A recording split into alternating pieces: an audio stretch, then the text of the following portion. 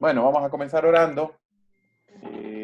Gracias por estar a tiempo. Acuérdense apagar sus micrófonos, sobre todo cuando se está exponiendo, ¿verdad?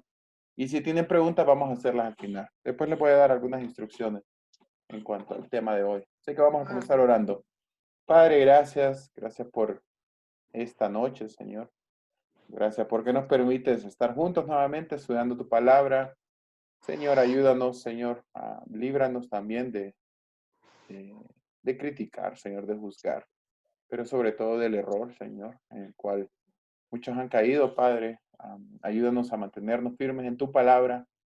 Ayúdanos a honrarte, Señor, a dedicar nuestro tiempo y nuestro esfuerzo, Señor, a conocerte más a ti, lo que tú muestras en tu palabra, Señor, y permítenos glorificarte, Padre, y poder vivir para ti, Padre. También que el propósito nuevamente sea poder alcanzar a otros, Señor, lo que tú nos has llamado.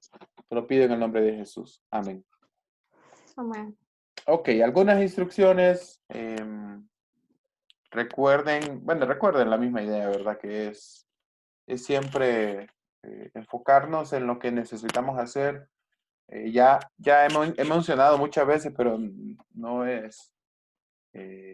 está de más decirlo.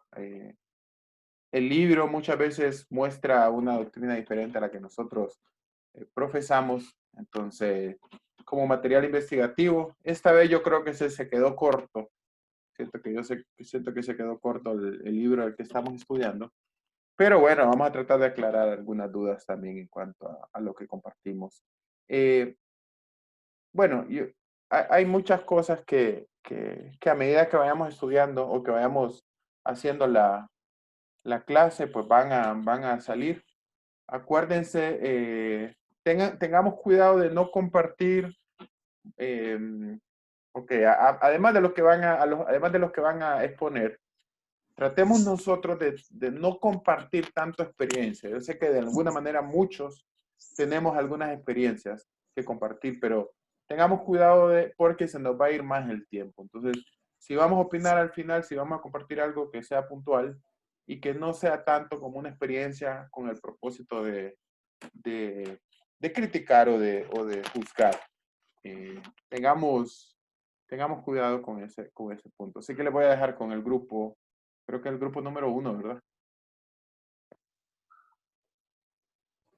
4. 4. 4, perdón. Voy a, voy a empezar a compartir ya la presentación, ¿verdad? Para que podamos nosotros empezar. Veamos con hermano Pedro ahí.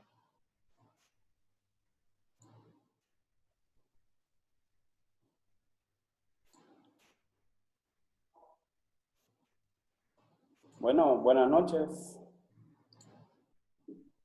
Somos el grupo número 4. Vamos a hablar acerca de la confesión positiva, ¿verdad? Antes de empezar a tocar este tema, quiero que miremos la palabra en 1 Timoteo 6:3. Dice, si alguno enseña otra cosa y no se conforma a las sanas palabras de nuestro Señor Jesucristo y a la doctrina que es conforme a la piedad. Entonces tenemos que poner bastante cuidado, ¿verdad? Cuando las personas están enseñando otra cosa, que no es conforme a las sanas palabras que están aquí en la Biblia.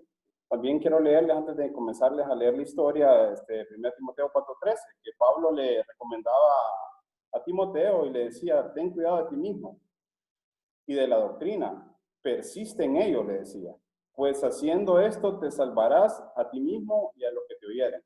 Es importante que Pablo le hacía, antes de entrar a leer la parte de la historia, les quiero comentar esto, que Pablo le hacía énfasis y le decía a Timoteo que tuviera cuidado. ¿Por qué les quiero decir esto esta noche? Porque nosotros tenemos que tener cuidado. Y a las personas que le prediquemos del Señor tenemos que decirles que tengan cuidado. Porque estamos viviendo los tiempos finales donde mucha gente se está amontonando, dice la palabra, para escuchar cosas que les son gratas a ellos, ¿verdad? Que les son comezón a sus oídos. Entonces vamos a comenzar estudiando entonces esta noche lo que es la confesión positiva. Y como historia, dice que la naturaleza no es tanto una denominación. En este aspecto, estuvimos estudiando anteriormente las diferentes sectas, ¿verdad? Que hay, pero en este caso no es una denominación que podemos decir, esta denominación son positivistas, esta gira alrededor de esto. No, esto es, dice, sino más una insistencia y práctica en varias iglesias evangélicas. Se pone énfasis en ¿qué? En el poder del creyente para tener todo lo que desea. ¿Cómo? Confesándolo con la palabra de fe. Podemos ver actualmente, ¿verdad?, que estos movimientos están agarrando más auge en la iglesia. Desgraciadamente, les quiero decir, en iglesias que no son sana doctrina, donde son iglesias donde a la gente le dice confiese, declare, decrete, cuando nosotros sabemos muy bien que hay los decretos solo a Dios le corresponden, ¿verdad? Y el confesar se ha convertido en una parte de lo que es el positivismo para muchas congregaciones, y podemos ver también en la actualidad que eso está afectando, y desde la historia podemos seguir viendo a cuántas personas han engañado. Si ustedes cuando estuvieron estudiando se dan cuenta que este movimiento es muy viejo, desde el año 1891, podemos ver que ellos ya venían con un auge, ¿verdad? Y podemos seguir en la siguiente diapositiva para que vayamos viendo. Dice la autoridad de ellos es la Biblia. Y, porque prestemos atención en esto, las revelaciones y la palabra de fe. ¿Qué es lo que sucede? Este movimiento de la confesión positiva es fácil que ha podido dañar a muchas personas, porque ellos se basan en la palabra, según ellos, ¿verdad? Según ellos. Pero lo que pasa es que aquí hay un problema, que han tomado de un versículo, han hecho doctrina y no han leído el contexto de lo que quiere decir la palabra. Y nosotros podemos entender que todas estas cosas a ellos los han llevado a hacer secta, ¿verdad? O sea, a practicar un sectarismo. Dice, y la palabra de fe. ¿Por qué? Porque ellos tienen más fe, como muchas sectas se han levantado, que, como los chinos, ¿verdad? Que tienen fe en una silla, que tienen fe en un animal, lo que sea. Entonces ellos más creen en las declaraciones.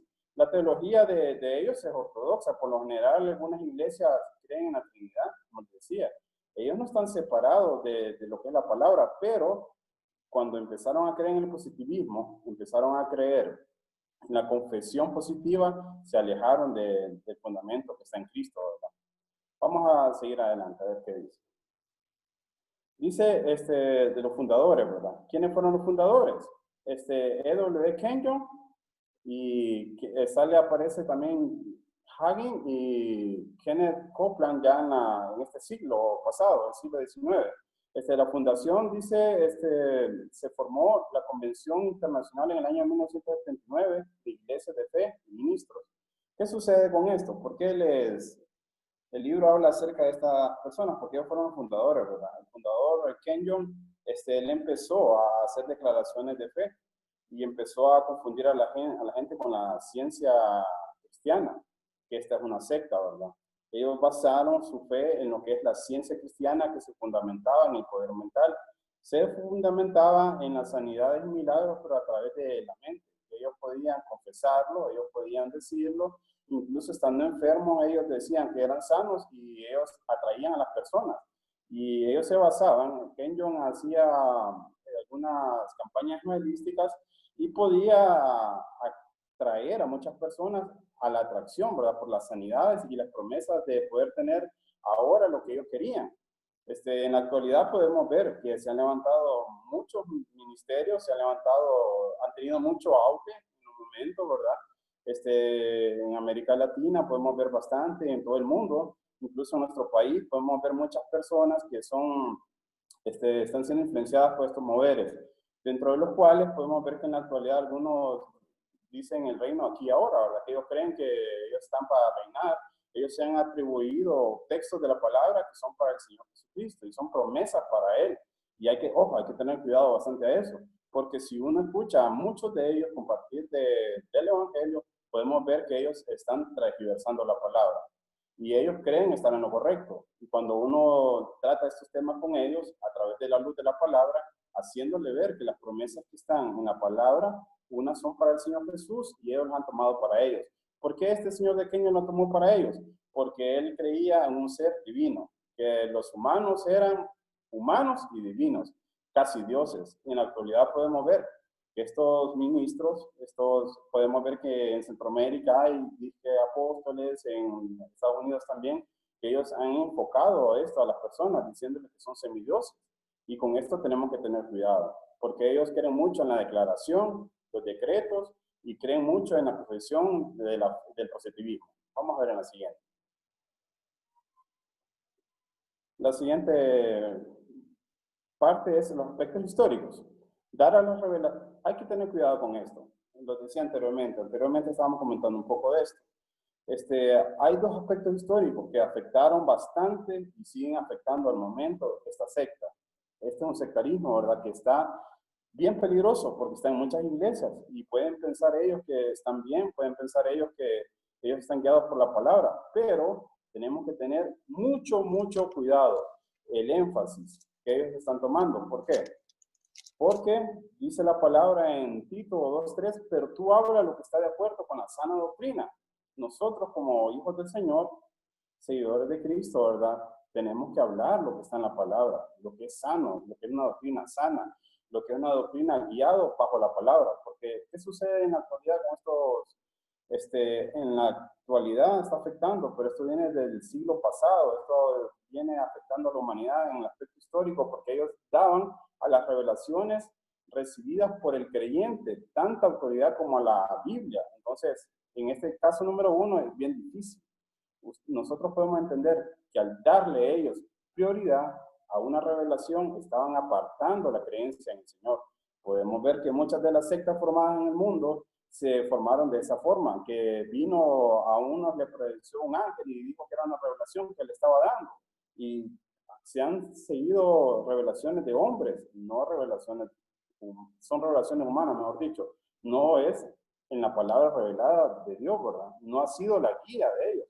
Y le están tomando más énfasis, ojo con esto, a una revelación disque humana, una revelación de que ellos mismos dicen que se lo fue dado a ellos y no a la palabra. En segundo lugar, poner un énfasis demasiado sobre ciertos textos bíblicos, sin tomar en cuenta el contexto y otros pasajes bíblicos al respecto. Un ejemplo de esto podemos ver tercera Juan 3, cuando viene Pablo y le dice a su amigo Gallo, amado, deseo que seas prosperado en todo, así como prospera tu alma. Cuando él está diciendo es un deseo, él está diciendo como un hermano de la iglesia, que un hermano, yo deseo que Dios esté con usted en este momento, que Dios le fortalezca, que Dios le ayude. Pero ellos han hecho doctrina, ellos dicen, el Señor dice que el deseo de él que seamos prosperados en todo. Entonces podemos ver que desgraciadamente ellos agarran un texto y le ponen el énfasis demasiado creyendo que eso es una doctrina para ellos. Y han hecho doctrina, mejor dicho. Entonces nosotros tenemos que tener bastante cuidado al mirar estas situaciones con las personas que se están desviando del camino del Señor. Realmente tenemos que hablar con la palabra y amarlos en el Señor, orar por ellos, ¿verdad? Y explicarles desde dónde venimos, desde quiénes fueron los precursores de esto. También el libro habla de Copeland y la esposa de él. Ellos fomentaron bastante este positivismo haciendo muchos seminarios. Ellos grababan cassette en aquel entonces, ¿verdad? No habían CDs ni como en la actualidad, videos. Y después cuando en la televisión ellos empezaron a hacer videos y empezaron a formar institutos bíblicos para formar a personas con esas creencias. Desgraciadamente, esto afectó bastante y sigue afectando en la actualidad. Hay personas cegadas totalmente por el positivismo, cegadas por la confesión positiva, cegados porque ellos creen mucho que pueden estar enfermos y se confiesan sanos, ¿verdad? En el pasado sí surgió. Dicen que en las campañas que esta gente tenía, resulta que había mucha gente enferma y ellos decían, declárese sano, y ya estaban ellos con esta creencia. Resulta que otra persona también, la siguiente diapositiva, por favor, Hagin, también él tenía problemas. Parece que Hagin, él era minusválido a los 15 años y estuvo un poco enfermo y tuvo 3 problemas en el corazón y se vio con tendencia, ¿verdad? Casi a morir. Entonces, después él vio que Dios lo había sanado y hizo una doctrina de esto. Las creencias, dice, vamos a ir continuando leyendo aquí, las creencias y el ministerio de Kenyon fueron afectadas por la ciencia cristiana. ¿Qué es lo que pasa con la ciencia cristiana? Ya la había aplicado anteriormente. Esta ciencia trata de hacer un lado al Señor Jesús. Las sectas, ese es el propósito de ellos. Una secta va a tratar de hacer un lado al Señor Jesús. y poner más énfasis a pensamientos humanos y a hombres. Y la unidad estas deben énfasis al poder de la mente para liberarse de la enfermedad. ¿Qué es lo que sucede con la ciencia cristiana? Ellos creían más en el poder mental, ¿verdad? Más psicología. Ellos pensaban que confesándose, y piensan, ¿verdad? Que confesando que son sanos lo van a hacer, confesando que son prósperos lo van a lograr.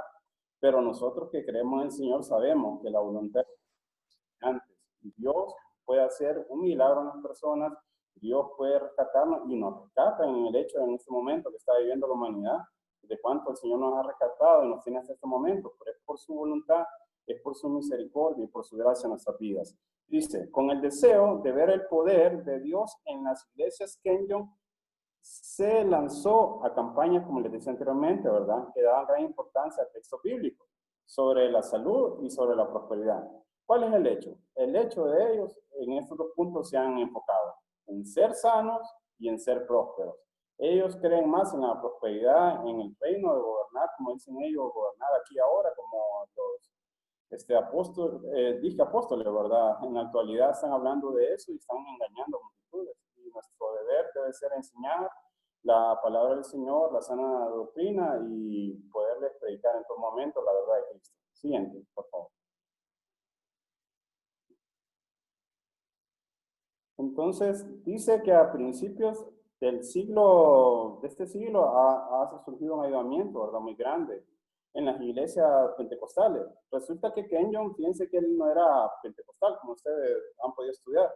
Él estuvo incluso en una iglesia bautista, pero él vino a formar personas. Él escribió 16 libros incluso, y lo que él estaba haciendo era dando un ejemplo, ¿verdad?, del ministerio, lo que él había hecho supuestamente. Y asimismo vino y engañó a muchas personas, ¿verdad?, y los apartó del camino, y a muchos ministros pentecostales, en una historia. Podemos ver también que en 1917 fue el pionero, John Hagin, perdón, fue el pionero de un nuevo avivamiento que ellos creían, como les dije anteriormente. John Hagin se basó en la enseñanza de Kenyon. Y entonces él vino a revolucionar esos movimientos que ellos tenían en las creencias que tenían de positivismo, y podemos ver que hasta la actualidad han afectado. ¿Cómo hicieron esto? Como lo dije anteriormente, John Hagin vino a hacer campañas evangelísticas, hacían milagros, y la situación es que no ellos lo hacían, ¿verdad? Sucedieron cosas porque Dios tiene el control, tiene el poder de hacer, ¿verdad? Por su voluntad.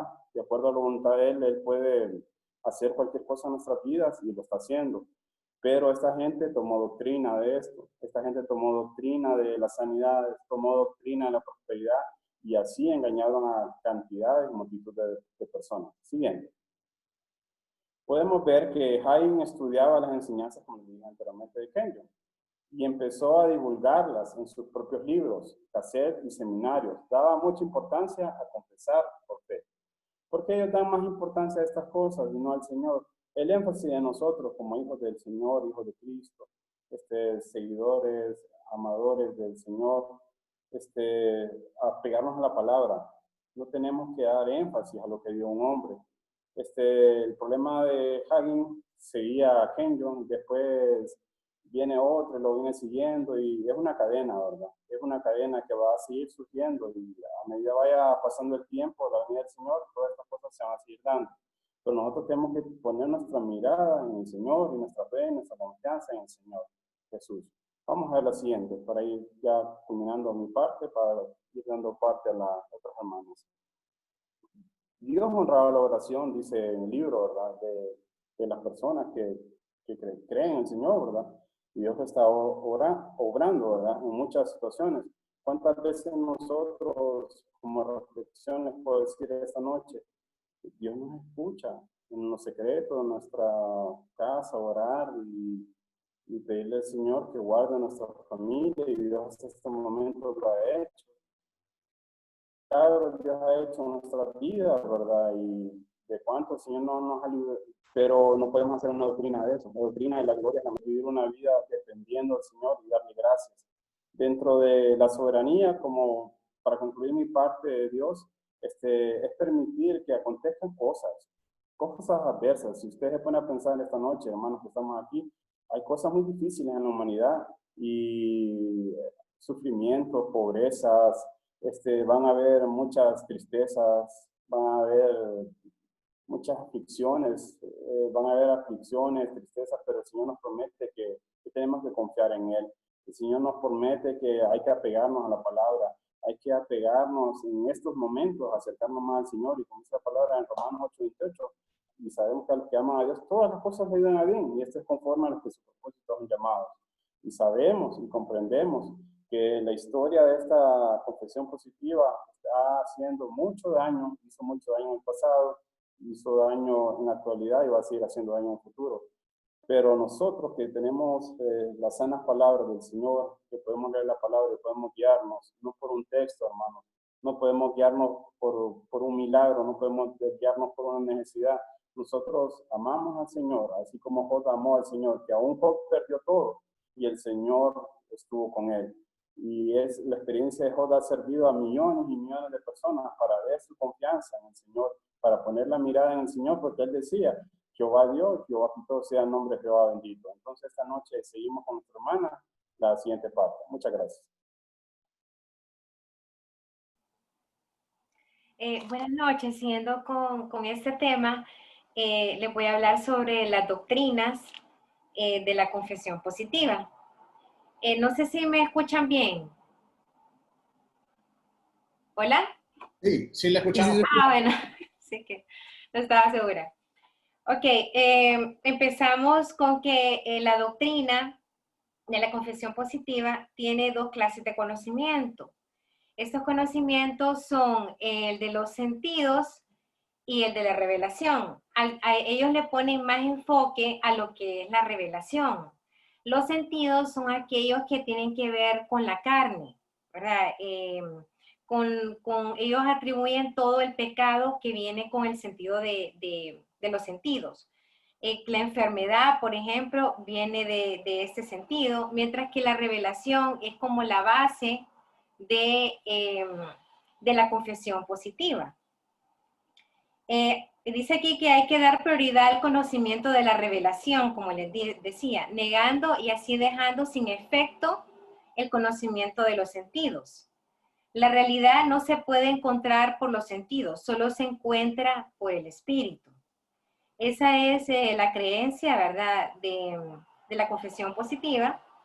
Y en cierta medida esto no es posible. Sabemos que no es posible negar de todos los sentidos porque de ahí nace nuestras necesidades de alimentación y otras que tenemos en el cuerpo. Y la Biblia a la vez hace bastante clara la idea del pecado y la enfermedad.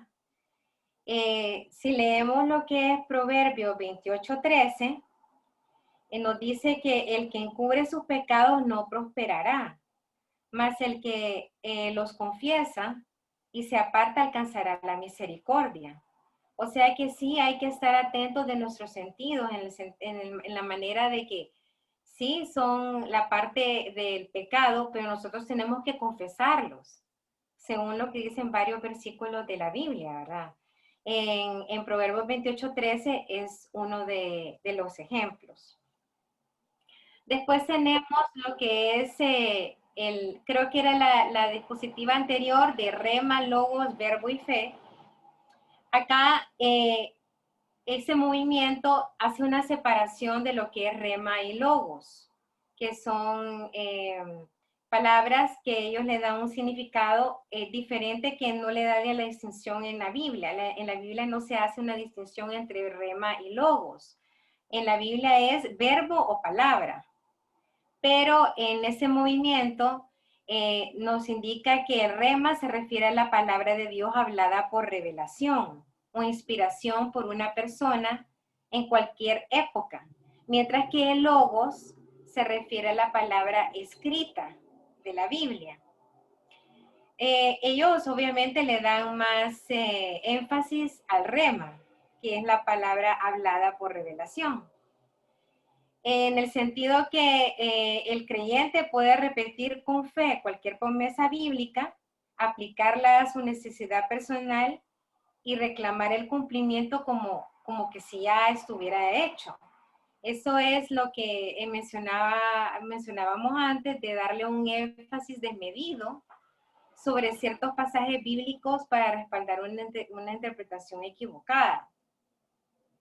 Entonces aquí la base común del movimiento es la fe en confesar que ya se tiene lo que Dios prometió en ciertos textos bíblicos, que como dijimos anteriormente, algunas veces se salen de su contexto, ¿verdad? Y tal confesión le puede traer la salud, la prosperidad económica y triunfo sobre todo lo indeseable. La confesión negativa, que reconoce la presencia de condiciones indeseables en la vida de la persona, la deja a la merced de ellos. ¿Okay? Entonces ellos tienen la creencia que por ellos mismos, luego lo vamos a ver, son como humanos divinos, ellos tienen esa facultad de poder confesar y manifestar ciertas cosas a su necesidad. Si leemos en Santiago 5 del 14 al 16, ¿verdad? Aquí recomienda la confesión. Contradice lo que ese movimiento dice, en el sentido de que no solo es que vamos a confesar.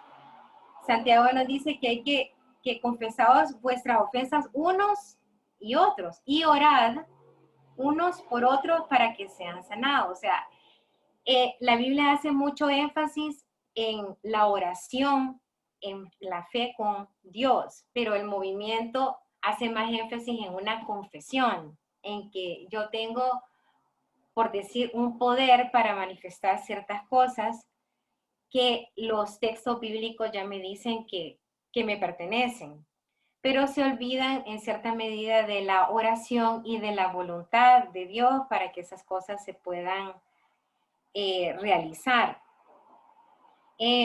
Podemos ver en varios ejemplos en la Biblia, como lo mencionamos antes con Job, ¿verdad? De que Dios permitió que el diablo quitara la salud y las riquezas de Job, a pesar de que Job era un cristiano muy fiel.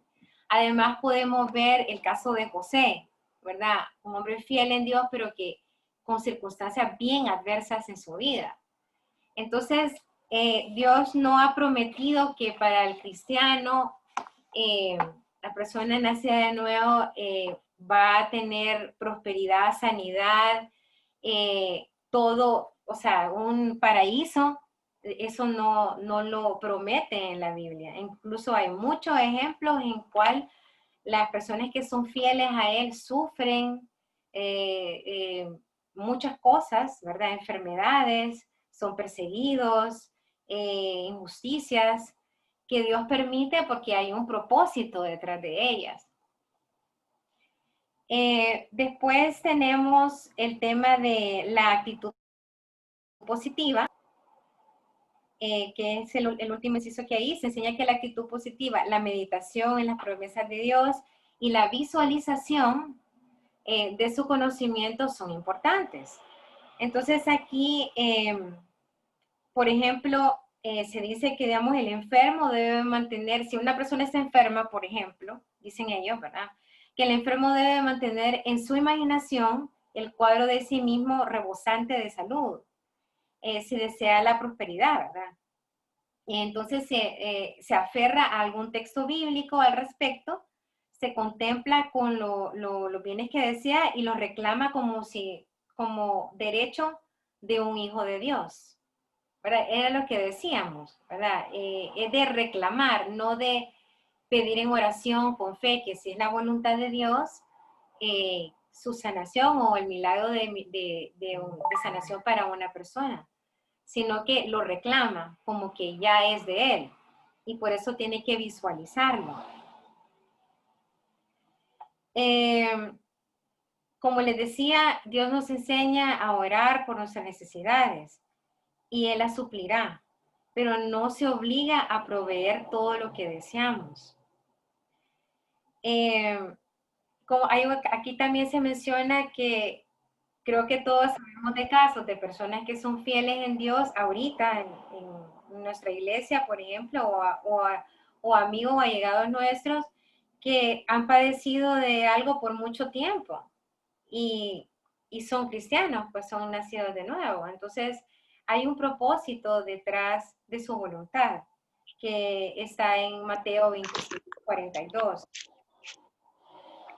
Después pasamos a la siguiente filmina y hablamos un poco sobre la prosperidad.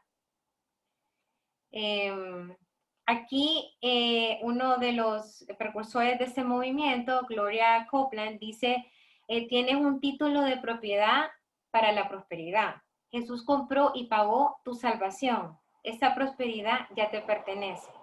Bueno, esto va de la mano con lo que hemos estado hablando, ¿verdad? Ellos piensan que ya usted ya le pertenece lo que usted pida, la riqueza, la salud, el éxito. Eso ya viene cuando usted nació de nuevo, entonces usted tiene un título de propiedad y solo es que lo reclame y será suyo.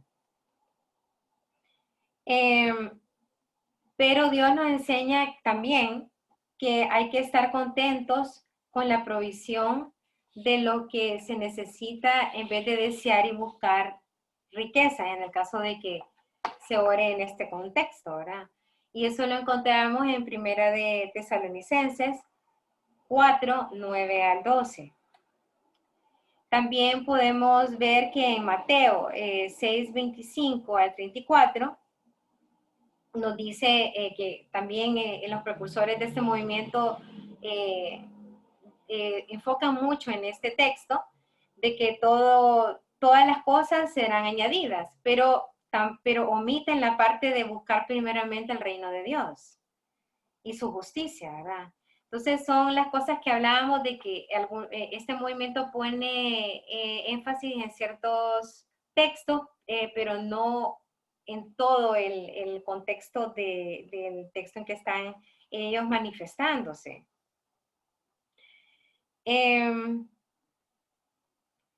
También podemos ver, ¿verdad? Siempre en Mateo que Jesús manda a no hacer tesoros en la tierra, sino en el cielo, y dice que no se puede servir a Dios y a las riquezas. Entonces, bueno, esto va como en contra de lo que este movimiento predica, ¿verdad? Que si usted es nacido de nuevo, usted tiene sanación, éxito, prosperidad. Entonces, cuando esto no se logra, estas personas tienden a sentirse frustradas o así como algo está pasando conmigo porque yo no tengo éxito, no tengo prosperidad, no tengo algo debo de estar haciendo mal porque como yo soy nacido de nuevo y esto me pertenece, algo está mal conmigo. Entonces ellos tienen esos tipos de pensamientos. En lo que es nacido de nuevo, al nacer de nuevo, en la salvación, como les decía, ellos piensan que somos o como humanos divinos, una encarnación de Dios, o sea, pequeños dioses. Y por eso es que ellos indican que podemos manifestar ciertas cosas. Cada persona, dice aquí, que ha nacido de nuevo, es una encarnación. El creyente es tanto una encarnación como lo fue Jesús de Nazaret. O sea, comparan directamente con Jesús, ¿verdad? Que somos todo, o sea, según ellos, somos todo Dios. No somos como parte pecado, parte, no, somos como un Dios, como Jesús lo fue. Ellos indican que Jesús primero fue divino y luego fue humano. Por lo tanto, era en la carne un ser divino humano. Y como dicen ellos, como yo fui humano y también tú, más nací de Dios y así llegué a ser humano divino. Aquí Hagen dice que uno de los precursores de eso dice que Jesús fue primero divino y después humano, por lo que les decía, ¿verdad? Lo que les acabo de leer. Pero podemos ver en varios versículos de la Biblia que no es así. Jesús es perfecto y nosotros no lo somos. Somos hijos de Dios, pero no de igual manera como lo es Jesús. No somos deidad encarnada como Él, ¿verdad? Entonces, ahí es un punto bien delicado de este movimiento, porque sí impulsa eso, promueve de que cada persona nacida de nuevo es como un mini Dios, ¿verdad? Lo cual no es cierto, ¿verdad? Después está en el siguiente filmina. Ah, no, perdón, ahí, disculpe. Sí, en el último punto, que es lo que más me llamó la atención cuando leí esto, es lo que ellos piensan sobre Jesús nacido de nuevo. Aquí dicen que Jesús llegó a ser pecador cuando Dios cargó nuestros pecados en él. Ya con naturaleza pecaminosa y satánica fue al infierno. Ahí murió espiritualmente y presentó a Satanás su muerte como el precio de nuestro rescate. Nació de nuevo en el infierno y resucitó con la naturaleza humana divina. Entonces sí, bueno, esto pues como podrán ver nada que ver, ¿verdad? Con las escrituras, algo que se sale bastante del contexto, diría yo. Podemos ver, por ejemplo, en varios versículos donde se menciona lo contrario. Por ejemplo, en Primera de Pedro 1.19, no sé si alguien me puede ayudar con Primera de Pedro 1.19.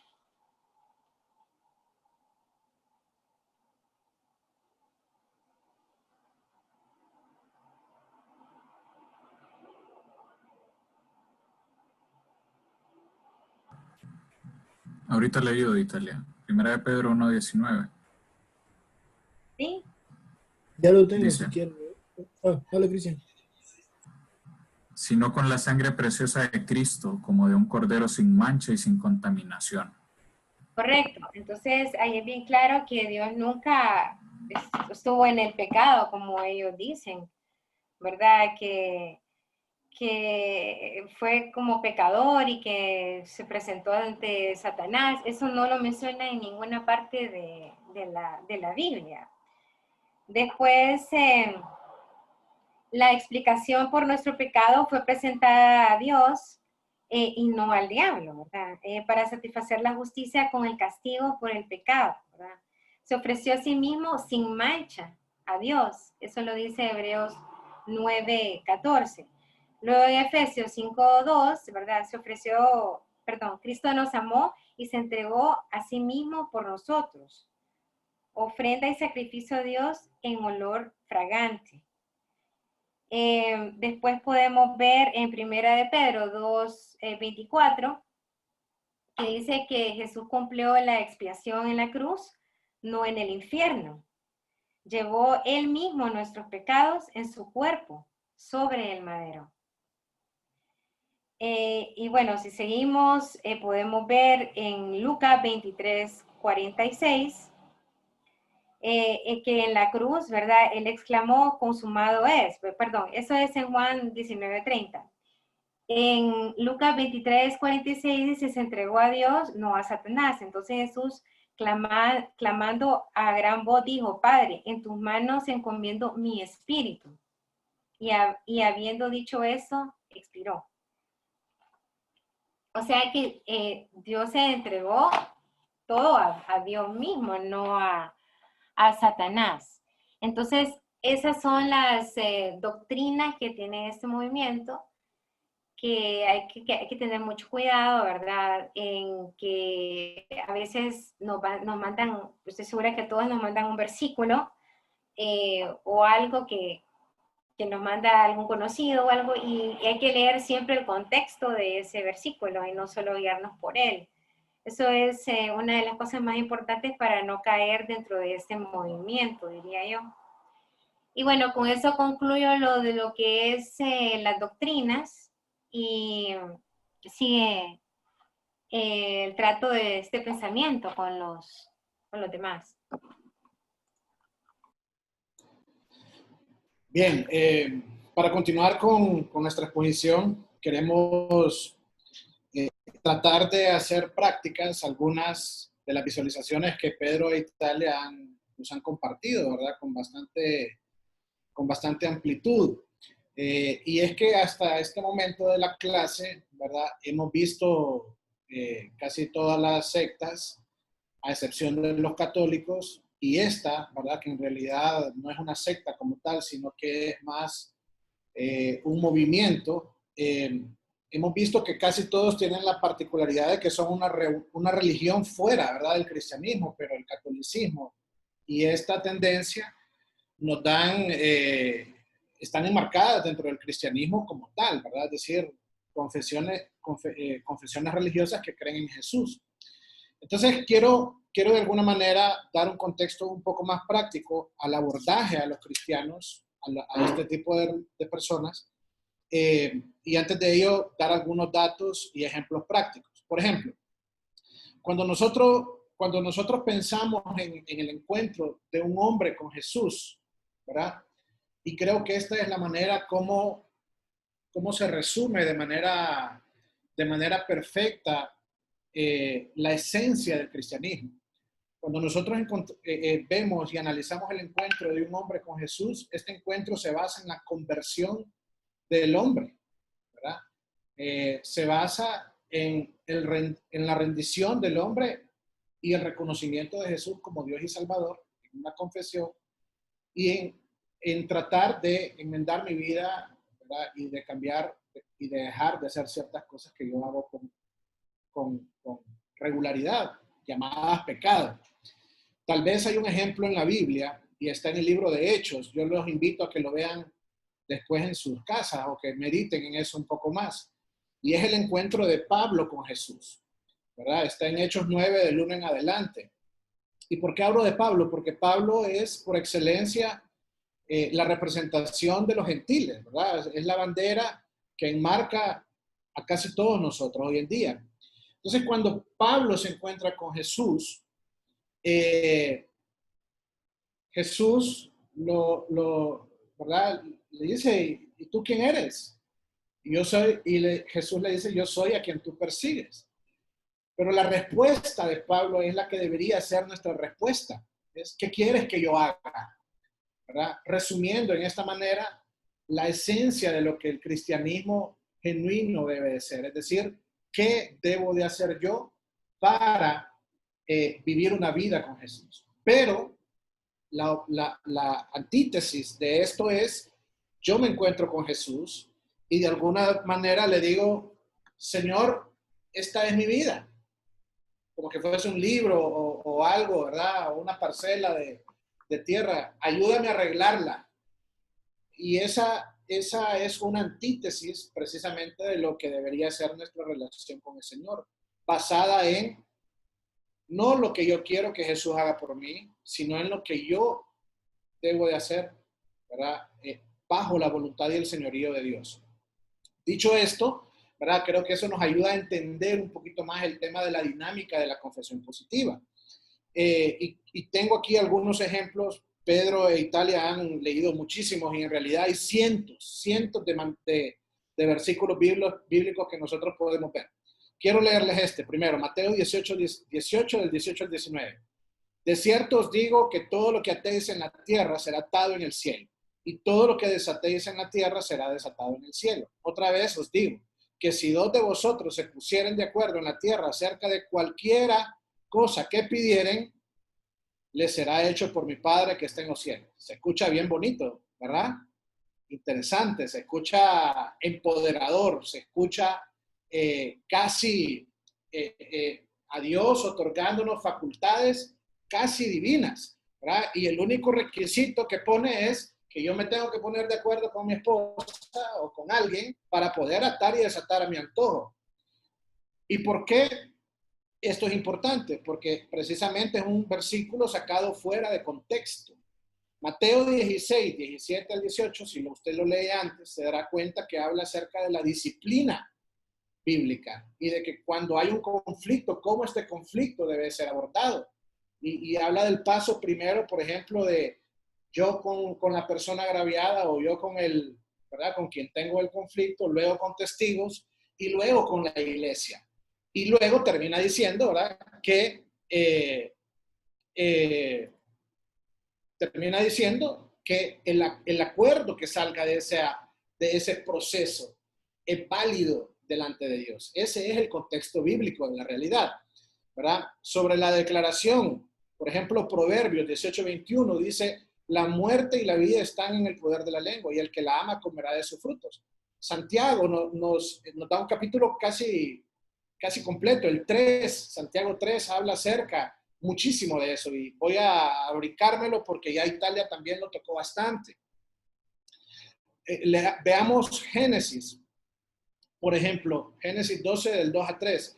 Dice, y haré de ti una nación grande y te bendeciré y engrandeceré tu nombre y serás bendición. Bendeciré a los que te bendijeren y a los que te maldijeren maldeciré. Y serán benditas en ti todas las familias de la tierra. También es un versículo que se escucha muy bonito, ¿verdad?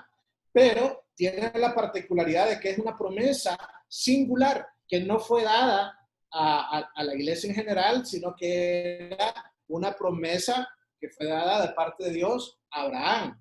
Pero se saca de contexto, se le quita la singularidad y se hace algo para la iglesia y eso es equivocado. ¿Por qué? Porque si a mí me dice Dios, ¿verdad? O me dicen que Dios dice para mí que va a ser de mí una nación grande, que me va a bendecir, que engrandecerá mi nombre y que mi familia será bendita por generaciones, óigame, eso es un regalo inmenso, ¿verdad? Entonces, cosas como estas hacen que el tema de la tendencia de la confesión positiva y de la fe sean tan atractivas, casi como una droga, porque presentan a un tipo de salvación, presentan a un Señor que está dispuesto a hacer cosas por vos y que está dispuesto a cambiar escenarios, que está dispuesto a inclinar la balanza a tu favor y hacer básicamente lo que usted quiera, ¿verdad? Otro ejemplo, Marcos 16, del 17 al 18, dice, y estas señales seguirán a los que creen. En mi nombre echarán fuera demonios, hablarán nuevas lenguas, tomarán en las manos serpientes, y si bebieren cosa mortífera, no les hará daño. Sobre los enfermos pondrán sus manos y sanarán. Otro ejemplo importante, porque este es uno de los versículos más usados para casi hacer Supermanes, ¿verdad? O sea, inmortales a la gente y hacen muchas cosas equivocadas, enfrascados o amarrados o agarrados en versículos como este, sacados fuera de contexto. Porque esto tampoco es, sí estamos de acuerdo, ¿verdad? Que Dios está interesado en hacer cosas hoy en día, en hacer señales, prodigios y milagros, lo sigue haciendo todo el día, todos los días, pero esta fue tal vez un momento bien específico en el cual era el posterior a la ausencia del Señor, cuando él ya no iba a estar más con sus discípulos, y los empoderó de alguna manera especial para que la iglesia se levantara. Pero se enseña equivocadamente, ¿verdad? De que nosotros podemos ahí andar por la calle, ¿verdad? Peleando con el diablo o machacándole la cabeza, ¿verdad? O no importa el coronavirus, ¿verdad? Son ejemplos gráficos y modernos de los efectos de esta tendencia. Y voy a terminar con el Salmo 91, 7, y de ahí me brinco al 10:11. Dice, caerán a tu lado 1000 y 10,000 a tu diestra, mas a ti no te llegará. No te sobrevendrá mal, ni plaga tocará tu morada, pues a sus ángeles mandará acerca de ti que te guarden en todos tus caminos. Hermosísimo versículo, ¿verdad? Hermosísimo, o sea, algo maravilloso. Pero no le dicen que para que esto sea realidad hay que morar, ¿verdad? Y habitar al abrigo del Altísimo. Es decir, solo dan la promesa, pero no dan el requisito para poder ser apto y poder vivir de esta manera. Entonces, esta es la mística un poco, ¿verdad? En un contexto práctico de todo lo que Pedro e Italia nos han precedido, ¿verdad? En sus exposiciones. Son algunos versículos básicos sacado fuera de contexto. Y el segundo gran error que se comete en esta tendencia es la singularidad, ¿verdad? Que lo hace ver como que algo que fue dicho para alguien específicamente puede ser para ti o puede ser para mí, ¿verdad? Y eso es un error.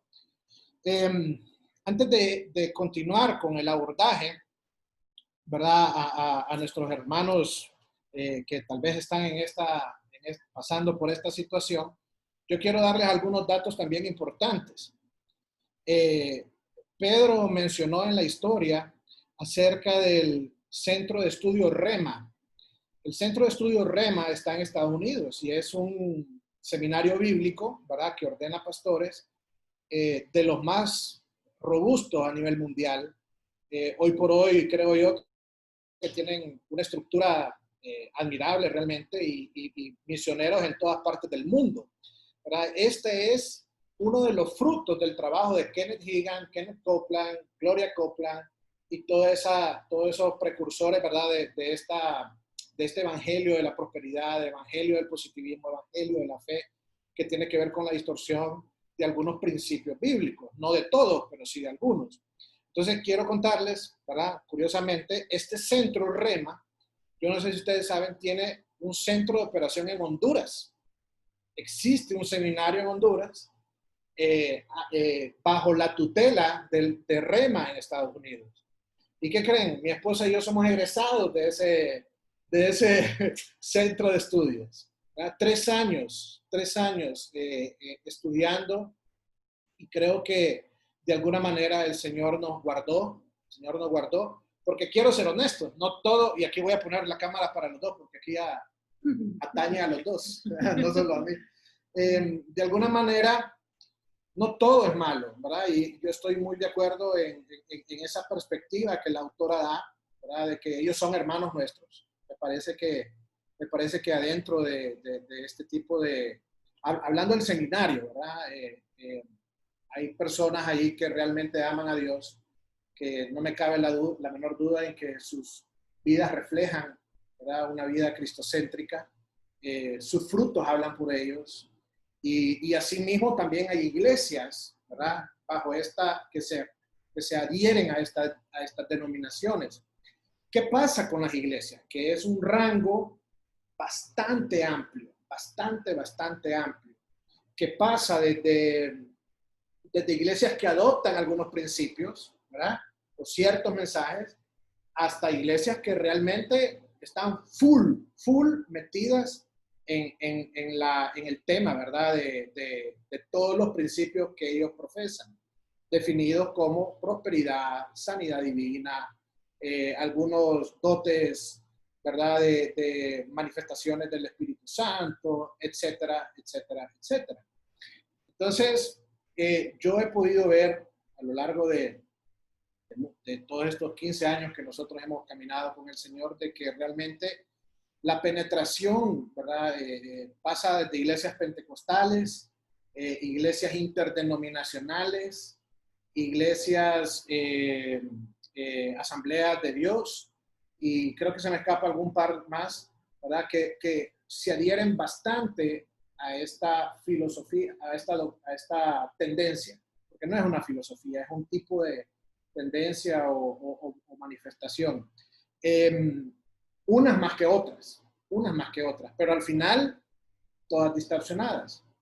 En medio de eso, el Señor de alguna manera, en medio de su misericordia, a través de su inmenso amor, creo yo que ha extendido como a nosotros la posibilidad de quitarnos la venda.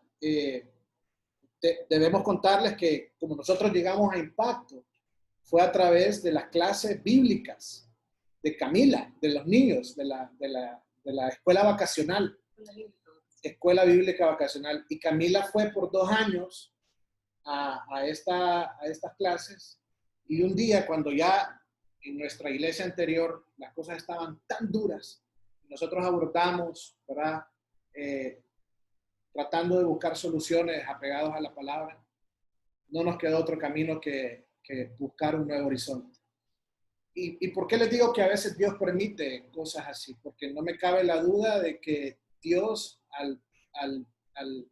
en su señorío, al Camila, ¿verdad?, entrar ahí a las clases de vacacionales de impacto, el Señor estaba sembrando nada más una semilla que Él se encargó mismo de regar y de darnos a nosotros como familia hoy una oportunidad de sentirnos recibidos. Y ese ha sido el sentir nuestro como familia. Como tal vez yo no puedo decirles que todo lo que la doctrina profesa nosotros lo practicábamos, porque sería un error, pero sí muchas cosas. Y es así como creemos nosotros que Dios preserva de alguna manera a su remanente, a sus hijos, porque hay hijos de Dios en medio de estas iglesias que de repente tienen estas prácticas. Eso me lleva a hablar de cómo compartirles a estos hermanos. Y el primer punto es precisamente ese, tener presente que son nuestros hermanos. Tener presente que son nuestros hermanos.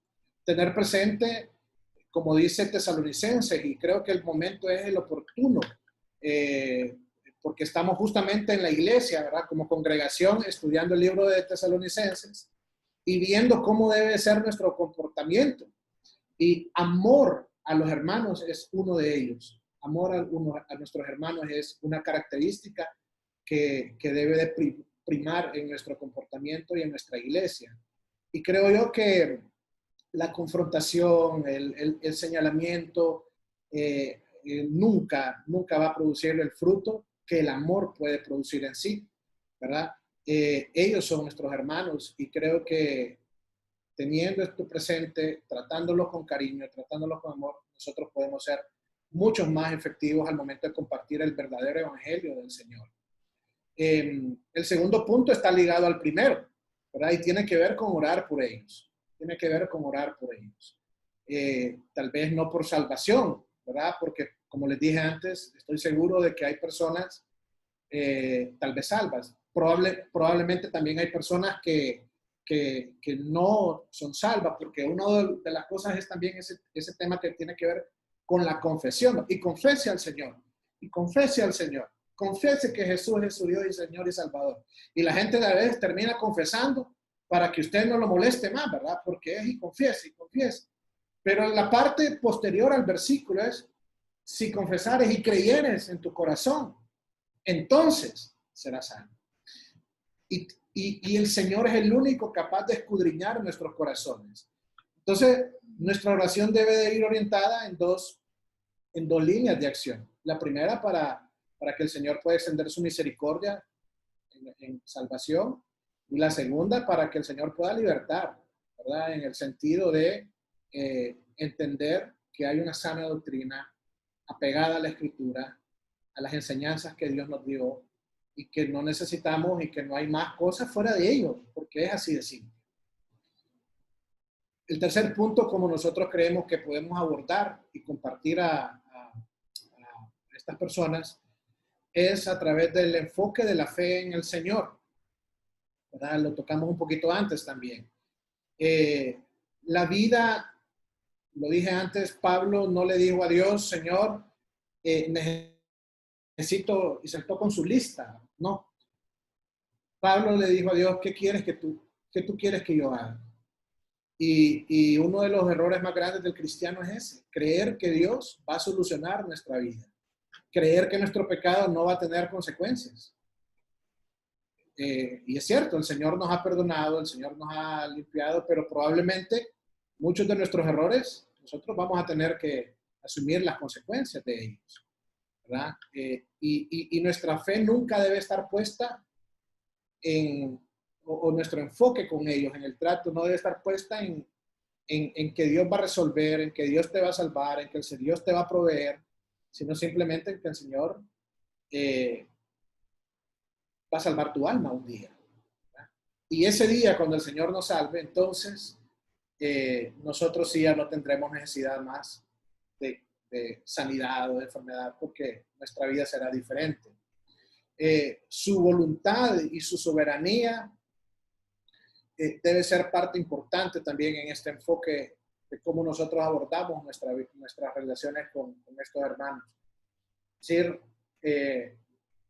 tratar, ¿verdad? De que ellos puedan darse cuenta de que Dios tiene un propósito y ese propósito es más de lo que nosotros podemos siquiera imaginarnos. La palabra de Dios nos enseña que si nosotros, dice la Escritura, sabemos dar buenas dádivas a nuestros hijos, cuánto más vuestro Padre que está en los cielos. Y ojo, no estoy diciendo que el Señor va a dar cosas y cosas y cosas a nosotros. Estoy diciendo que Él sabe lo que es bueno y lo que es malo para nosotros. Y en su señorío y en su voluntad y en su inmenso amor y misericordia, Él lo va a permitir o no lo va a permitir, porque Él es Dios. Finalmente, creo que explicar de una manera amplia, en la medida en que la relación lo permita, porque a veces de repente usted no tenga la oportunidad más que de sembrar la semilla, ¿verdad? Pero puede ser que la relación que usted tenga con alguien le dé la oportunidad de dar un escaloncito más arriba acerca del trato con ellos y hablarles de temas un poquito más, más teológicos y doctrinales como el contexto y la singularidad, ¿verdad? Haciendo ver de que hay cosas que no son para nosotros y haciendo ver que hay cosas que necesitan ser vistas desde la óptica correcta, ¿verdad? Y de esa manera creo que tenemos 4 pasos que serán bastante útiles para que nosotros podamos abordar a hermanos que están tal vez en esta situación y para que el Señor pues ¿verdad? Traiga a estos hermanos a libertad. De esta manera pues nosotros concluimos nuestra participación. Si alguien tiene algunas preguntas para nosotros, con mucho gusto, estamos para responder. Ya vi varias manos levantadas. Para ustedes dos, Salomé y Juan, preguntas para ustedes, ¿va? Ah, ok. No, No, está Italia y Pedro ahí, ¿verdad? no, ya que dijeron que pertenecieron al seminario, entonces hay unas preguntas ahí que nos vinieron a la cabeza. Ajá, sí. 3 años, Pastor Eduardo. Wow. 3 años. Bueno, no sé si alguien tiene alguna pregunta. A ver, doctor Marco. Bueno, mi pregunta va dirigida a que si nosotros a ellos lo podemos llamar hermanos, debido a que cuando hemos estudiado todas las sectas anteriores, todos ellos utilizan parte de la Biblia para su conveniencia. Y estamos viendo que en este caso es igual, porque es también para el engaño y también para un bienestar económico en muchos de ellos. Entonces, ahí es donde me confundo. Si yo puedo llamarle hermano a unas personas que están fuera de lo que es el cristianismo, el verdadero cristianismo, ¿no? Sí. Bueno, yo creo que yo tengo la respuesta. Y creo, doctor, fíjese que, y pienso haberlo tocado en lo que expuse, el rango de influencia, ¿verdad? De esto es bastante amplio, es bastante amplio. Y yo creo y comparto en este aspecto el criterio de la autora, ¿verdad? Ella menciona que son nuestros hermanos, yo creo que sí, pero yo voy un poco más allá y yo creo que algunos sí y algunos no, en el sentido de que, como lo dije antes, hay iglesias que profesan nada más algunos principios, hay otras que profesan muchos de estos principios, pero en medio de esta confesión doctrinal o tendencia doctrinal, estoy seguro que hay personas salvas. Estoy seguro que hay personas que han aceptado al Señor como su Dios y Salvador, que creen que Jesús es el Hijo de Dios y que tienen una fe genuina a Él. Ellos son nuestros hermanos. Así como también, doctor, estoy seguro de que hay personas que están ahí porque les dijeron que tal vez podían obtener una casa bonita con Dios, o que Jesús es una varita mágica que está dispuesto a conceder los deseos más allá de lo que ¿verdad? Esto signifiquen dentro de la voluntad de Dios. Creo que con eso respondo un poco su interrogante, ¿verdad? Cristian quiere compartir algo. Realmente, doctor. Viendo como esta base de organizaciones, cuidado, porque es como que el libro sí utiliza un juego de palabras que puede ser de muchas maneras. Viendo como la organización como tal, los del... se me fue el nombre ahorita, la confesión positiva, como la organización como tal, viéndola como tal, nosotros yo creo que debemos de tener cuidado y no podemos verla como nuestros hermanos. Pero yo entiendo el punto que toca Juan Pablo también, la cuestión de que pueden haber cristianos en esas organizaciones. ¿Por qué razón? Porque hasta cierto punto hay doctrinas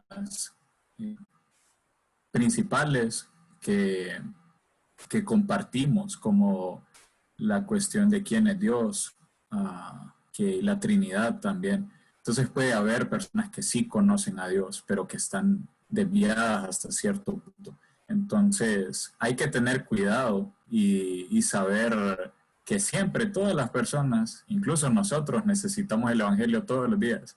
Y también está de más predicar el Evangelio, porque si no, la salvación también es para fundamentar a las personas. Solamente. Ok. No, de acuerdo, de acuerdo. No podemos eliminar a nadie. Sin embargo, tener cuidado que como organización muchas veces, ¿verdad? Y muchas veces nos fijamos en los fundadores, en los creadores, en los que dirigen todo esto. Y sería complicado llamarles hermanos. Pero hay mucha gente que está enredada en iglesias de este pensamiento, que tienen un verdadero amor por el Señor, ¿verdad? Y que yo creo, y esa es mi convicción, de que el Señor también les va a librar de este lugar, así como pasó con Juan Pablo y Salomé también, ¿verdad? No sé si Juan Pablo iba a decir algo más, ¿no? No, 100% de acuerdo. Okay. 100% de acuerdo. Solo recordar que tal vez ellos como organización no son una organización, ¿verdad? Sino que Bueno, más son un movimiento que se mete en sí. Pero si podríamos hablar de los pentecostales, Juan Pablo, yo creo que los pentecostales están full en esto. Sí. Estamos de acuerdo. Pero bueno, de repente Sí. ahí es donde viene la dificultad, ¿verdad? Byron, ¿tenés algo? Sí, tengo una pregunta. ¿O solo estaba saludando? No, tengo una pregunta. Hay personas aquí, bueno, me gustó la pregunta anterior, o sea, hay personas que sí pueden ser salvas o no pueden ser salvas. También hay personas que están aquí en estas organizaciones que están buscando beneficio material, ¿verdad? O sea, bienes materiales, carros, casas, riquezas, salud incluso, ejemplo. En el libro la autora decía que el movimiento empezó y que se vieron muchos milagros al principio y que muchas personas fueron sanadas, etcétera, etcétera. Entonces mi pregunta es la siguiente. ¿Pueden personas que están en esta organización o que creen en esta doctrina recibir este tipo de milagros, pero que no vengan del Señor? Es para mí. ¿Es para mí o es para ellos? Si quieres, o sea, para el grupo, para vos, no sé quién me lo pueda Ok, contestar. no sé si quieren contestar a alguien. Don René después pidió la palabra, pero no sé si alguien del grupo quiere contestar. La Biblia dice, Byron, que nuestra lucha no es contra cualquiera, ¿verdad? Dice la Biblia que nuestra lucha es contra potestades. Y yo creo que así como un milagro, entre comillas, puede venir de Dios, también puede venir de otro tipo de manifestación. Y creo que con eso respondo también un poco el tema que tiene que ver con quién hace el milagro, ¿verdad? ¿Quién hace el milagro? Yo, por ejemplo, no sé si lo conté la vez pasada, tengo un gran amigo mío, vecino de toda mi vida. Su familia se pasó a esta secta de Creciendo en Gracia, son los que tienen tatuado el 666, y me dio un tremendo dolor hace muchos años ver a sus niños tatuados con ese símbolo. Y él me contó, yo una vez platicando y tratando, le decía, Eric, ¿qué te pasó? Y él me dice, man, vengo grave, dice, en un bus de San Pedro de Tegucigalpa con una fiebre que me estoy muriendo. Y la persona que venía a la par, fíjate, oró por él y lo invitó a la secta Creciendo en Gracia, y esa fue la semilla a través de la cual él pensó, ¿verdad?, que esa era un tipo de iglesia verdadera. Entonces, ¿pueden los milagros venir de otras fuentes? Sin duda. Sin duda. Así lo dice la Gracias. Biblia. Ok, Gracias. vamos a complementar esta idea. No sé si don René tenía algo diferente o similar, don René. Sí, bueno, para complementar la respuesta, quiero decir lo que decía un maestro mío. Cuando la Biblia habla, yo hablo. Cuando la Biblia calla, yo callo. Y la Biblia dice que muchos me dirán aquel día, maestro, en tu nombre no profetizamos, y en tu nombre no hicimos milagros, hicimos esto o aquello. Y Dios le contestará, nunca los conocí. Apártense de mí, obreros hermanos. Pero la pregunta que yo quería hacer es con respecto al texto que Juan utilizó en Marcos, con relación del 12 al 20. Esta porción es una porción que se agregó. Marcos 16, don René. Sí, Marcos 16, del 12 al 20. Eso es una que se agregó y que no podemos usarla no está en los escritos originales. como algo en la cual podemos basarnos. Sí. Entonces, eso para que tengamos cuidado en relación a lo que estamos diciendo. Pero por el otro lado, ¿verdad? Yo creo que la sed de Dios es algo que no se sacia hasta que no le encontramos. Lo digo por conocimiento de causa, porque yo anduve mucho tiempo buscándole y no le encontré, hasta que toqué fondo, claro. Y entonces clamé a él para que él me mostrara dónde estaba. Y uno no es salvo hasta que uno no recibe a Dios, a Jesucristo, como su Dios, Señor y Salvador. No se trata de obtener los beneficios solamente, sino de que o eres esclavo de Satanás o eres esclavo de Dios. Una de dos. Pero el buscar solamente los beneficios y conocer, como decía un maestro, ser iluminado, conocer de la Biblia, pero no entenderla, no te haces. Gracias. Ok. Estoy pensando en segunda de Tesalonicenses. Lo vamos a estudiar pronto en nuestra iglesia. Estoy pensando en segunda de Tesalonicenses, capítulo 2, versículos del 7 al 9. Al 10 podría ser. Bueno, podríamos leerlo todo, pero 7 dice, porque ya está en acción el misterio de la iniquidad, solo que hay quien al presente lo detiene, hasta que él a su vez se ha quitado de en medio. Versículo 8, y entonces se manifestará aquel inicuo, a quien el Señor matará con el espíritu de su boca, y destruirá con el resplandor de su venida. Inicuo cuyo advenimiento es por obra de Satanás, con gran poder y señales, y prodigios mentirosos, y con todo engaño de iniquidad para los que se pierden, por cuanto no recibieron el amor de la verdad para ser salvos. Por eso Dios les envía un poder engañoso, para que crean la mentira.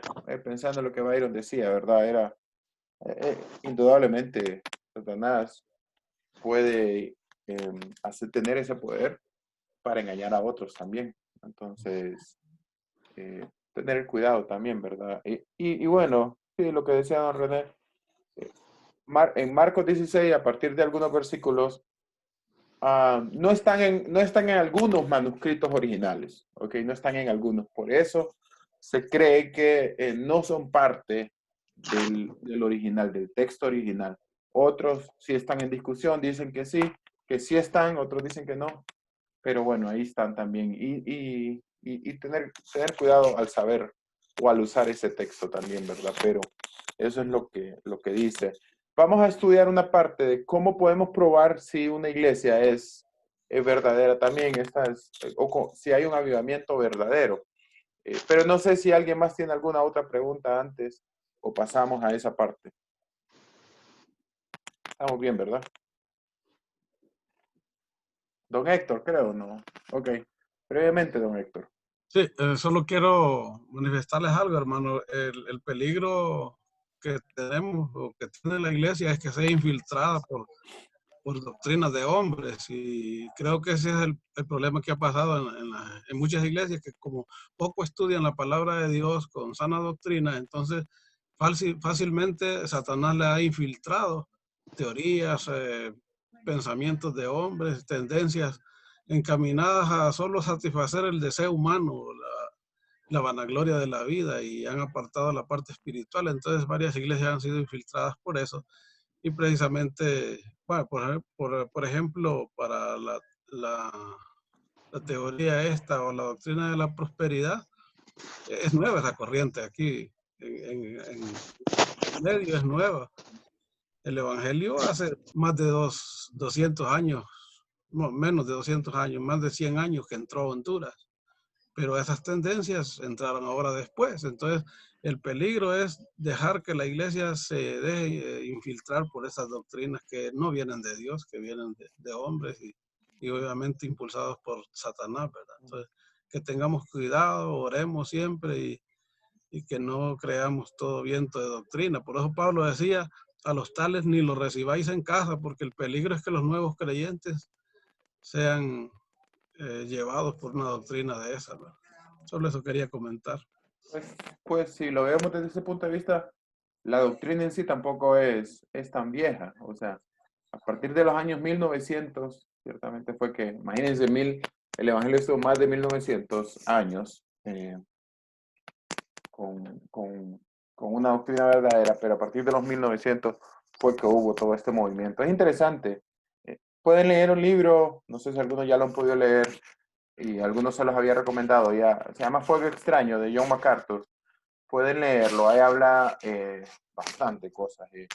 Yo pensé que lo tenía a mano, pero no lo tengo. Yo creo que lo devolví porque era prestado. Pero lo leí y había sacado mucha información. Incluso un estudio o una idea que le voy a dar aquí también viene de esa parte. Entonces, pero les recomiendo que lo puedan leer. Vamos a hablar un poco acerca de esto. Ok, añadiendo a lo que ya compartieron mis hermanos, es un poco de la historia, ya hablaron mucho acerca de eso, entonces no voy a volver a mencionarlo. Pero bueno, quiero que leamos algunas citas que salen de la confesión positiva y muchas veces del pentecostalismo. Lo que decía este señor, decía que la confesión siempre antecede a la curación. Y decía, no vea los síntomas, vea la palabra. Y esté seguro que su confesión sea valiente y vigorosa. No le haga caso a la gente. Pensando en esa idea, ¿verdad? De que la palabra tiene poder, de que usted con lo que usted dice, con su estado de ánimo, puede curar, puede ser sanado o puede atraer la bendición y la prosperidad a su vida. Entonces, literalmente, eso es lo que dicen. El valor del cristianismo reside en lo que vamos a obtener de él, dice. Somos cristianos por lo que podemos conseguir en esta vida y reclamamos una esperanza de un mundo por venir. También exigimos que el Dios al que servimos y adoramos escuche nuestras peticiones. Entonces, es lo que literalmente, este es, entiendo muchas veces de que de repente no es algo que en la actualidad muchos que confiesan esta idea conozcan, pero este es el origen. Esto es el origen de este pensamiento. Entonces, mucha gente no conoce todo esto, ¿verdad? Pero mucha gente actualmente sí lo está poniendo en práctica claramente. Bueno, estos pensamientos dieron luz al movimiento de la palabra de fe. Vino Kenneth Hagin, tomó los escritos de Kenyon y hasta en muchas ocasiones se le acusó de plagio. ¿Por qué? Porque tomaba literalmente, lo que había escrito Hagin y lo publicaba como algo propio. Le llamaron la Nueva Reforma. Es interesante porque como que 400 años después dijeron que había habido una nueva reforma. Hubo un movimiento de renovación carismática. Allá por los 1700, 1800, hubo el gran avivamiento allá en Inglaterra. Y se le llamó el Gran Despertar. Y este movimiento le dice, bueno, este es un nuevo gran despertar del siglo XVIII. Porque años atrás hubo un movimiento allá en Inglaterra, se levantaron muy buenos predicadores. Yo sé que ustedes, algunos de ustedes han leído Spurgeon, han leído Jonathan Edwards, han leído varios buenos escritores que nos han dejado muy buena lectura y mucha de ella es gratis.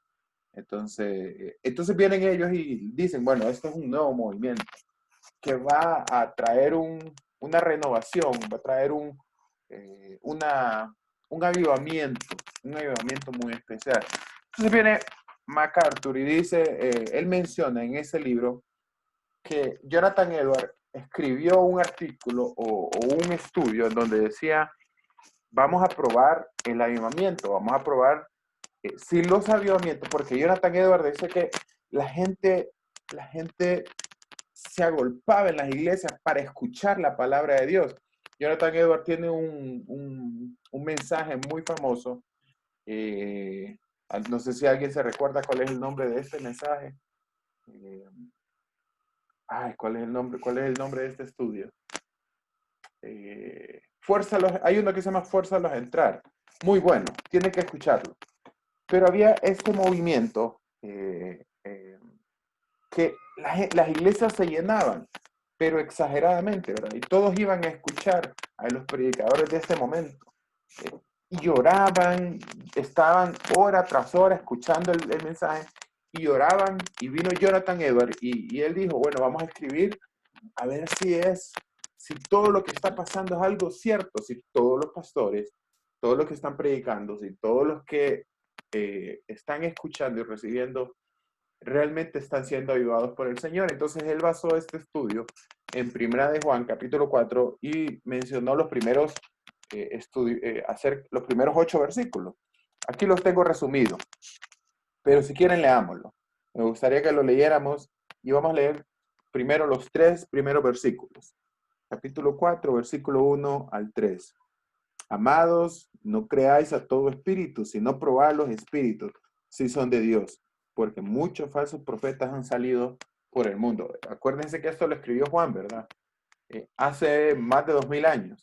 Entonces, pero es algo que actualmente necesitamos recordar o meditar un poco. Versículo 2 y 3 habla del primer punto. En esto conoced el Espíritu de Dios. Todo espíritu que confiesa que Jesucristo ha venido en carne es de Dios. Y todo espíritu que no confiesa que Jesucristo ha venido en carne no es de Dios. Y este es el espíritu del anticristo, el cual vosotros habéis oído que viene y que ahora ya está en el mundo. ¿Cuál es la primera idea? ¿Cuál es la primera pregunta que se planteaba Jonathan Edwards?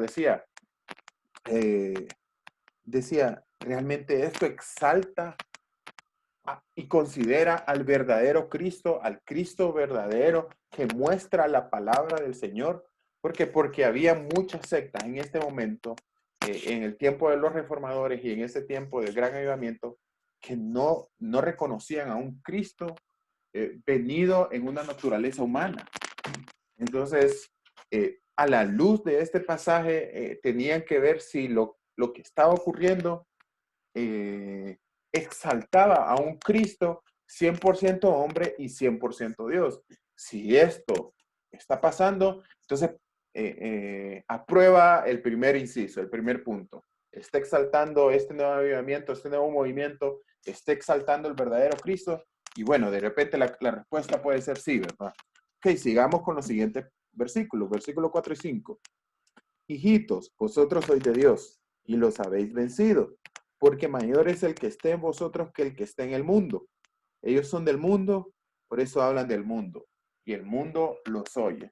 Ok, la segunda pregunta que se hacía es, ¿se opone esto a lo mundano?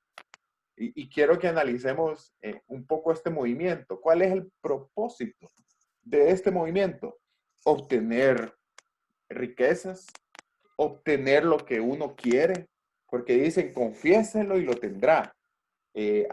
Solo piénselo y declárelo y lo va a traer a su vida. Entonces, ¿es esto lo que Dios quiere verdaderamente? ¿O más parecemos mundanos al exigir o al querer atraer todo esto a nuestra vida? Entonces, obviamente no. Hay muchos de este movimiento y muchas iglesias que lo que dicen es, somos hijos de Dios, somos hijos del Rey y podemos andar lo que queremos, podemos tener lo que queremos. Y no pareciera que se están oponiendo al mundo. Al contrario, están viviendo como los del mundo. Pero digamos que aprueba el segundo punto. Todavía hay más a la luz de este pasaje que podemos evaluar. Versículo 6, la primera parte dice, nosotros somos de Dios. El que conoce a Dios nos oye. El segundo punto es, lleva este movimiento a la escritura.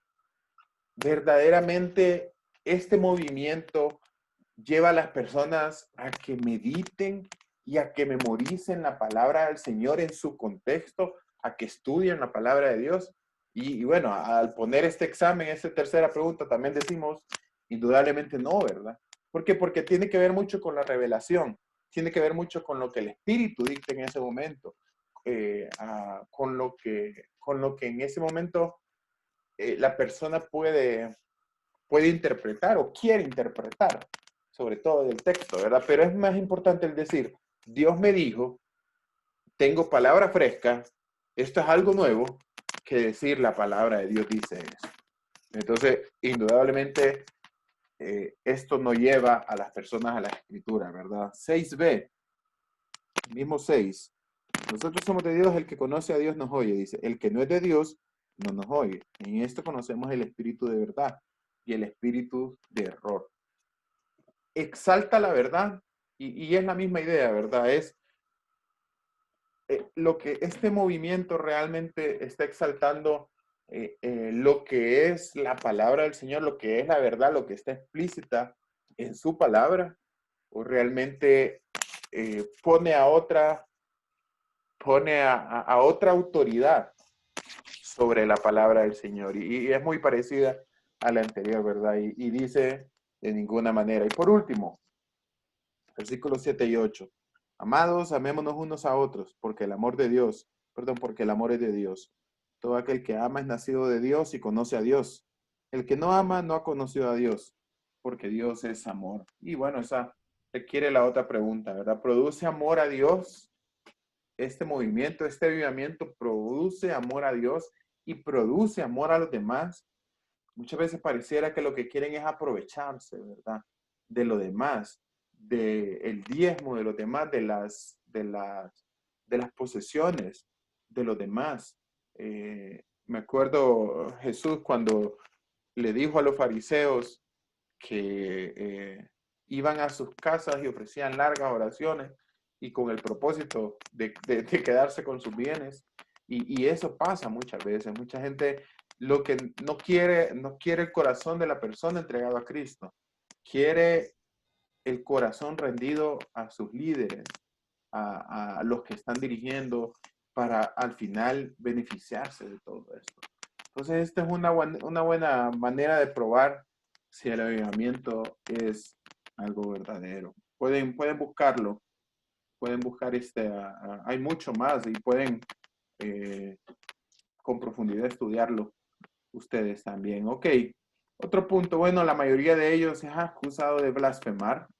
¿Por qué? Porque dicen, hablan del Espíritu Santo, hablan que no hay que... lo que ellos dicen muchas veces contra nosotros es que nosotros estamos blasfemando porque no dejamos que el Espíritu Santo obre, ¿verdad? O se manifieste de alguna manera. Sin embargo, muchas veces pareciera como que ellos tienen el control. En la mayoría de veces tienen como el control del Espíritu Santo y el Espíritu Santo va a hacer lo que ellos quieren.